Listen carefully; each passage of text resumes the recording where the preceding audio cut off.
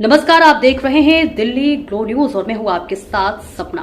चलिए रुक कर लेते हैं आज की बड़ी खबरों की ओर। उत्तर प्रदेश सरकार के 8 वर्ष पूरे होने पर कानपुर के सरसैया सभागार में एक पत्रकार वार्ता का आयोजन किया गया।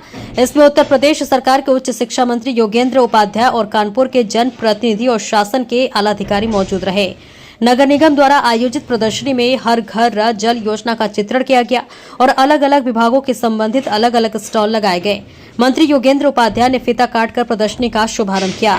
पत्रकार वार्ता के दौरान मंत्री ने बताया कि बीते 8 वर्षों में उत्तर प्रदेश में सभी क्षेत्रों में अभूतपूर्व परिणाम देखने को मिले हैं। इनमें महिला सुरक्षा, कृषि सुधार, शिक्षा की गुणवत्ता में बड़ा बदलाव, स्वास्थ्य सेवाओं में परिवर्तन और मुख्य रूप से कानून व्यवस्था में हुआ सुधार शामिल है। मंत्री ने यह भी बताया कि इस दौरान 1900 अपराधियों के ऊपर गैंगस्टर की कार्रवाई की गई है, जो सरकार की मंशा को परिभाषित करती है।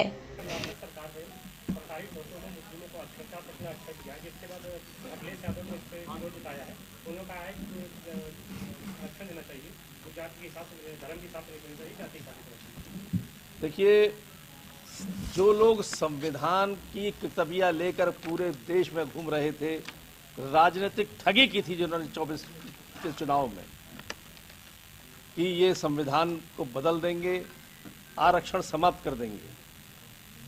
वो अगर मोदी जी तीसरी बार आ गए तो मोदी जी तीसरी बार भी आ गए।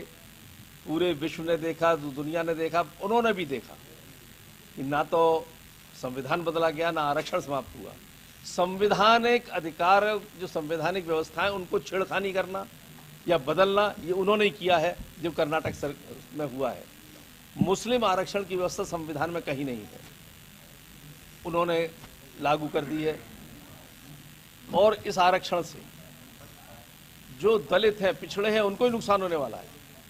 और जो व्यवस्था संविधान में नहीं है, उसको क्यों लागू कर रहे हैं? सिर्फ तुष्टीकरण के लिए, वोटों की कैप्चर करने के लिए पराकाष्ठा है, जिसकी निंदा की जाए। अगर अखिलेश यादव ने की है तो मजबूरी में कर रहे हैं, वरना वो इसी का फलिए के आदमी है। सर, गाजियाबाद के विधायक ने कहा है कि जो योगी जी हैं वो दिल्ली चले जाएं और केशव प्रसाद मौर्य जी देश संभालेंगे। ये उनकी अपनी विचार है, उनसे पूछिए, मुझसे क्यों पूछ रहे उनके विचारों को। राणा सांगा विवाद पे उन्होंने कहा है कि जो विवाद का बयान हुआ था, अध्यक्ष सदन ने समर्थन किया। हाँ, मैं यही तो कह रहा हूँ। अभी आपसे मैंने बताया राणा सांगा जी के बारे में। राणा सांगा हमारे आदर्श हैं, जिनकी मैंने कविता भी सुनाई कि 80 लाख 80 घाव लगे थे तन में, फिर भी व्यथा नहीं थी मन में, चमक उठी सन 57 में, राणा की तलवार होती सांगा की तलवार। जिसने सिर्फ एक युद्ध हारा अपने जीवन में, खानवा का, बाकी सब युद्ध जीते।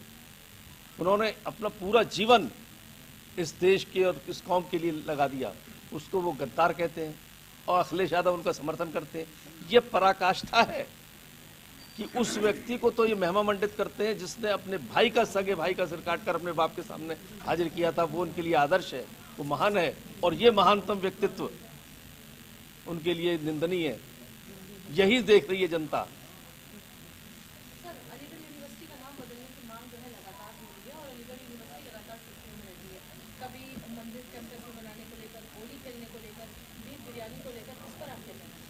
देखिए, जो जिस धर्म को अनुयायी है, उस धर्म की छूट संविधान भी देता है, हमारी पार्टी भी इसमें कोई ऐतराज नहीं करती। अलीगढ़ विश्वविद्यालय में जो जिस धर्म के छात्र पढ़ते हैं, उस धर्म के अनुयायी अपने हिसाब से त्यौहार मनाएं, अपने हिसाब से कार्यक्रम करें। इसका कहीं विरोध नहीं होना चाहिए। जो विरोध करेगा वो झेलेगा। जैसे कि अलीगढ़ विश्वविद्यालय में आखिर में होली मनाई गई। अभी हमारे सरकार के सामने ऐसी कोई मांग नहीं आई। धर्मांतरण पे तो हमने एक वो बनाया है, कानून बनाया है, उसमें आजीवन कारावास तक की सजा है का प्रावधान है।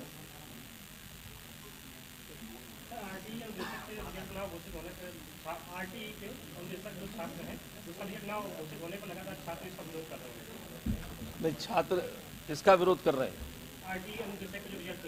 रिजल्ट नहीं आने का। उसको देखेंगे, अगर क्या उसमें कमी है दूर कराएंगे उसकी। छात्रों की मांग, छात्रों के लिए सरकार बहुत संवेदनशील है। मैं शिक्षा मंत्री से और नाते से कह सकता हूँ कि इस छात्रों के लिए, छात्र हित में क्या काम हो, सबसे पहला ये हमारा उद्देश्य रहता है।